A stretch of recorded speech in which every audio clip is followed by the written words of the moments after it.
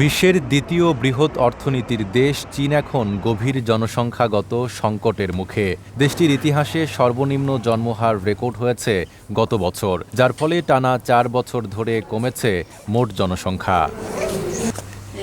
চীনের জাতীয় পরিসংখ্যান ব্যুরোর তথ্য অনুযায়ী ২০২৫ সালে দেশটিতে প্রতি ১,০০০-এ জন্মহার নেমে এসেছে ৫.৬৩%, যা ২০২৩ সালের ৬.৩৯%-এরও কম। এর আগে ২০২৪ সালে জন্মহার সামান্য বেড়েছিল, তবে সর্বশেষ পরিসংখ্যান বলছে সেটি ছিল সাময়িক বা ব্যতিক্রমী ঘটনা।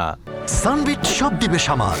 সানবিট ম্যাজিক প্রেস ডিশওয়াশিং এর মাথা ঘোরানো সলিউশন।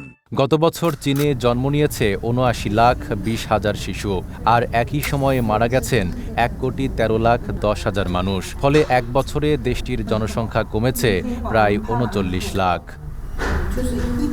বিশেষজ্ঞদের মতে এই প্রবণতা আগামী কয়েক দশকে চীনের শ্রমবাজার, অর্থনীতি ও সামাজিক কাঠামোর ওপর বড় চাপ তৈরি করবে। যদিও এসব চ্যালেঞ্জের মধ্যেও ২০২৫ সালে চীনের অর্থনীতি ৫% প্রবৃদ্ধি অর্জন করেছে, যা নির্ধারিত লক্ষ্যমাত্রার সঙ্গে সামঞ্জস্যপূর্ণ। নাঈম আরাবী, ঢাকা পোস্ট।